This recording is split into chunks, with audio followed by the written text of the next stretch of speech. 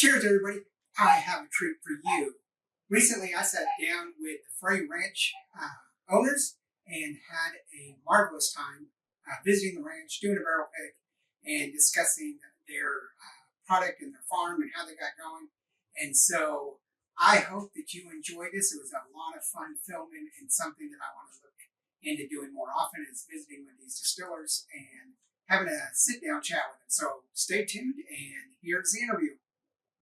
All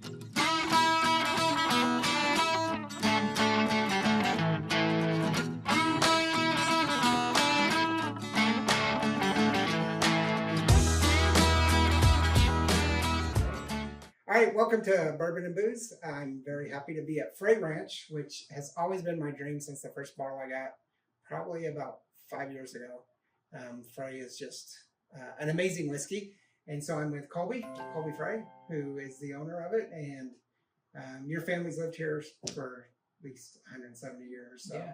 Which is weird because Fallon's in the middle of nowhere. Yeah, so we've been farming in northern Nevada. So we didn't move to Fallon particularly. My grandpa bought this ranch in 1944. Okay. But we've been farming in the area since 1854, which is 10 years before Nevada even became a state. Right.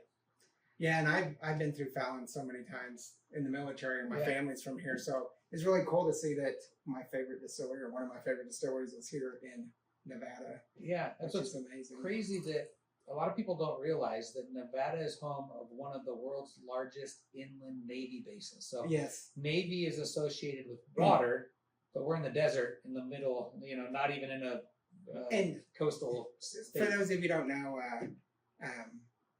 because I'm prior Navy, I know a little bit more, but Top Gun, they do all their maneuvers up here. And Red Flag, which is my favorite, that's a joint international where they do the bombers and everything. Mm-hmm. And so I was a little disappointed we didn't see anybody flying today. Yeah. Oh, you'll see them. I bet you'll see them.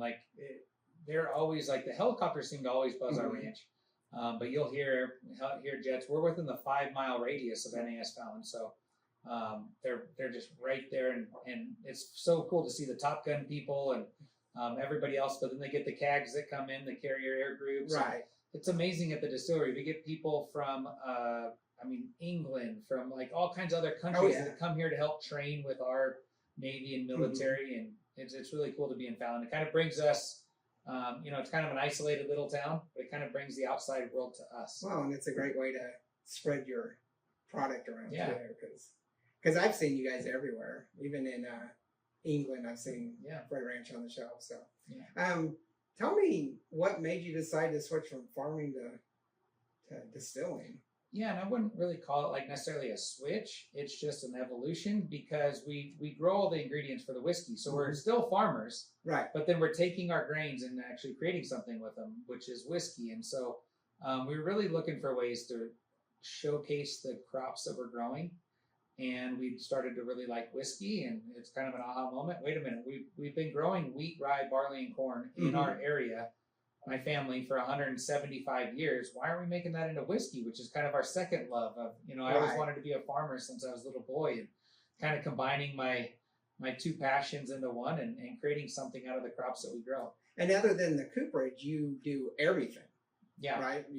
Well, and of course the bottling. We don't make the bottles or whatever, but yeah, you're basically from ground to the glass. Yeah, and so that's what we call ourselves, ground to glass. And so we have total control over the entire process, from site selection, so which field it goes into. Then we have the control over what the specific variety of seed is, the fertilizer management, the irrigation management, the harvest times and intervals and all that kind of stuff in the farming side. And then on the distilling side, we distill it, mash it, age it, ferment it, just everything all happens right here. The whole works. As well as we also malt our own barley on site, and sometimes other grains, but and most of our whiskeys, which is usually unique because there's those malting companies out there that do it for. Oh, we could buy malt cheaper than we could malt it for ourselves, but we want to have 100% whiskey that's grown by us right here, kind of like an estate winery, or similar to if there was a such thing as an estate distillery. And so we grow, bottle, produce, and have total control over the entire process, which is ironically in the wine world, it's super common. But in the whiskey world, it's not. No. And I don't really understand why. And there's few amazing farm distilleries, like us, but very, very few. And Right. nobody really talks about the grains. And I'm really impressed that you have like all the grains, except for my wife's a big quinoa fan. So yeah, we haven't done that one yet. So I did notice that I'm more from a Scotch world, but I do like bourbon. I do like whiskeys. But most bourbons and whiskeys, American bourbons and whiskeys, really do have a very similar feel, nose feel, and taste to me. But Frey Ranch is just not that. They're a cut above. What makes that difference there? Is it just because of your local grain and your selection, or? Yeah, I think there's a lot to do it, and it's almost like every step of the way. So when we started, we said we don't want to do everything the easy way. We don't want to do everything the most. I mean, we're not just in it for profits or anything like that. We want to do it the best possible way we can. And so we started with seed selection in the field. That's one thing that different varieties taste different. Different fertilizer management in the field can actually change the quality of the grain. So we started with different, even irrigation management, everything in the field. So everything in the field we started off with to get the best quality grains for distilling purposes. Then we took that to the distillery. And when we were designing the still, we said, what kind of still do we want? Because I love the idea of a pot still because you could take a heads, a hearts, and a tails cut. But I love the idea of a continuous still because it doesn't burn the whiskey when it's the mash when you first distill it. Number one, and number two, it's way more efficient. But it's hard to make an efficient heads, hearts, and tails cut. So we said, why not do both? And so we strip everything with the continuous still. We take it from about 8% mash to 40% alcohol. Then we take that 40% alcohol. We put it in the pot still where we can take a heads, a hearts, and a tails cuts and redistill it. So we're kind of getting the best of both worlds there. And then on the aging side, we have really hot summers and cool winters. It gets up to 110 during the summer, 100, maybe 0 during the coldest part of the winter. And it really allows that expansion and contraction in the barrel. So it expands. If we take a bung off in the summer, it shoots out. If we take it off in the winter, it's almost hard to pull it out because it's got that vacuum pulling it back down into the barrel. And so that allows that whiskey to push into the wood and pull out of the wood and really kind of extracts a lot more flavors and colors. And I feel like it really mellows the whiskey too because that char layer that's created when they burn and char the barrels, that has charcoal in it. Charcoal has carbon, and carbon acts as a natural filter to absorb any impurities and a lot of the harsh flavors and things like that. So it's not really one thing that I can say, but it's kind of like the stars all align by being in our area, and for us to make a whiskey. That's what I was going to say is because who would think about, the high desert in Nevada making some whiskey, but it's just like the perfect, because you do have those fluctuations of temperatures and it's a low humidity. So you're not losing a lot of that water and everything. But I've been in lots of distilleries and walking into where your column stills are, I've never smelled anything so good in a distillery than I did today. I was just amazed. Now, the mash bins were fairly typical, but I've also never stepped into a rick house where you could smell that angel's hair. And so it's July, almost August here. So you can tell that heat is really working on things, but it's a very unique distillery to me. I've never experienced this, and it's wonderful. Oh, thank you. And I also, you talked about your flavors and stuff. I'm not a high proof person. I kind of get into it in the fall, maybe late winter, but I'm not high proof. And your stuff is very high proof. Doesn't taste like it. Yeah. And we just picked a barrel today that was actually, I would be surprised if anybody thought it was over 110, 120. It just was perfect. And so, you just lucked out in being like in this should be the center of the whiskey world to me, is the High Plains. I think, and I think what I'd like to see in the whiskey world is like Kentucky's an amazing place to make whiskey. So there's no reason why it's not a great place. Right. But there's other places that are maybe just as good. Yes. And Fallon, Nevada, I feel is one of them. Now, I do know that you probably have a lot of purgables that most distillers don't because you are all grain grass from your farm. And I know like JT Melnick is kind of the same way, and they deal with a lot of issues. But you're such a small distillery, and recently you had a fire, lightning strike. Yeah. And I was really worried the trip wasn't going to happen. Oh, Because when I read it in the news, I was like, oh, we're going to be there, you know, and this was what, 2 days ago or something. How do you overcome that? Well, I think just to be a farmer, you have to be a continual optimist. Like, I mean, you plant a seed, your entire harvest, your entire, you know, everything goes into that. That's how you pay all your bills, your people, your everything. And so there's a lot of things along the way that could happen, like a fire or Mother Nature could mess it up, a drought. You know, there's so many variables. And so I always just tell myself that I got to prepare myself for everything. It's not a matter of if something bad's going to happen or if something's going to break or something's going to happen. It's when and how bad. And you just prepare yourself and you have this mindset that when it happens, you just stay positive. You get in there, you do the best you can to minimize the damage, and then you move on and you forget about it. If you cry about it, there's nothing, that's not going to help. And so you just go on. And so we had a lightning strike. It caught our rye field on fire. And luckily, I was right here. Russell, our master distiller, saw it. I was on the phone with him at the time. And he said, hey, it looks like right on the other side of your house, lightning struck. And I said, I hope it's not the rye field. And it was actually raining at the same time, too. And so he made a comment like, oh, it's raining. It's not going to catch on fire. And I said, right. It's pretty dry. I'm pretty sure it'll catch on fire if it hit the field. And so I started walking towards my truck, and then I got a call from our neighbor saying, hey, your rye field's on fire. And so we were already driving that way. It was probably 20-ish acres that burned. Wow. It burns really fast once that catches on fire.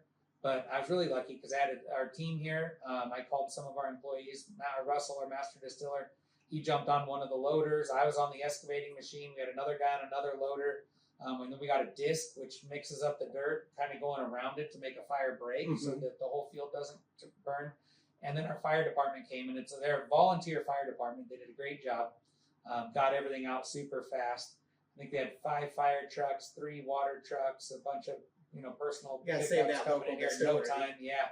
And so I think that's my goal. Monday, I called them and asked them when I could bring in some whiskey for them. So I'm going to take everybody in the whole fire department a bottle of rye whiskey. Nice. Since that they saved our 2030 or 2031 rye whiskey crop.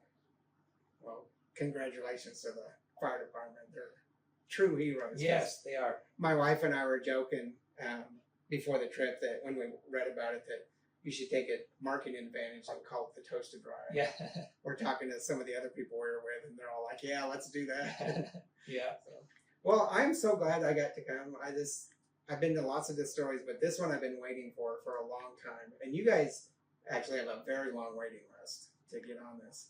And I'm in a couple groups, and another group is supposed to be talking to you next week. So hopefully that turns out good, because there's never enough Frey Ranch in my life. Oh, thank you. I appreciate it. Yeah, we're really humbled, and it's amazing to get the support from all the whiskey groups and everybody else. And that's why we love doing these, because the whiskey world's amazing, and like to be able to meet people and everything. That's the best part about having the farm and the distillery. Normally farmers are stuck on the farm by themselves, really reclusive, don't get out much. And so this opens up the whole world to me. And so like it's nice because I get to go be by myself on a tractor sometimes. And then I get to go be with everybody and go do barrel picks and meet people and go out in the market. So it's really the best of both worlds. Yeah. So you guys, if you're ever interested in coming to Frey Ranch, it's in Fallon, Nevada, which is not even close to Vegas. So you need to go to Reno and come down to Fallon. And we have a history. I've been here many times in the military. My in-laws were married here in Fallon back in the 40s, I guess, 50s. So it's a great little town. It's kind of cool. And if you're interested in whiskey and aircraft, it's the place to go. So thanks, Colby. Thank you. Appreciate it. Cheers, everybody. Cheers. I really hope you enjoyed that. I had so much at that ranch. It was one of the best experiences. I've been to distilleries all over the world, and that was probably my favorite, and really got me to thinking that so I want to really start interviewing distillers more and more, and so that's the plan. Hopefully you enjoyed it. Make sure you leave some comments down below if you want me to continue doing some more interviews with distillers, and what distillers do you think I should do, and just let me know. Hopefully you guys have a great weekend. Cheers. I'm going to cry though. It's okay. That's okay. We won't film it. Wait, is it already loaded? No. Yeah. No, so we're gonna toast just before we fire? Yeah, you're gonna load it and then right when you fire it, you're gonna. Okay, Alright. so, oh, This dude, thing's up yeah. front. Alright, so, this is the gunpowder. So, first thing we do is we take the worm, we clean out whatever the last charge is. It happens to be tinfoil, just like the next one. Then we have our gunpowder. Now, the only difference between this and like really shooting a projectile is we're just gonna fire blank. Otherwise, we put a cannonball. They put in rocks, nails, whatever. This is a Civil War cannon that my dad and I made when I was in high school. Cool. And we bought the barrel. Like a The couple rest weeks of it ago. we made. Yeah. That was a long, feels like a long time ago. Can we fire a Glen Karen?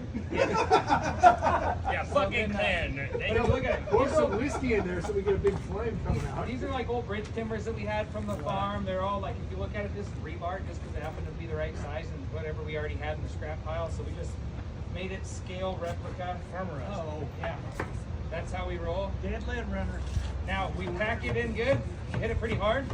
That's gunpowder, but there's a saying that you always pack it with your pinky towards the barrel because if it goes off, you'd rather lose your pinky than your thumb. I already got that one's gone from the last time Randy came. She got wild. She got wild. I'm just saying. So now definitely nobody correlation. walk in front of it now. Now we're just gonna poke a little hole so that this primer can shoot a spark and ignite the gunpowder. So when Randy pulls this, it sends that spark down and it'll shoot off. So don't walk in front of it. And then Randy, when you pull it straight, not up, because this will come up. Okay. Tight in there.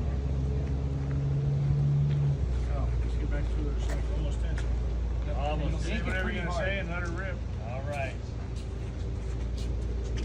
Well, it's emotional for me to be here with all of you.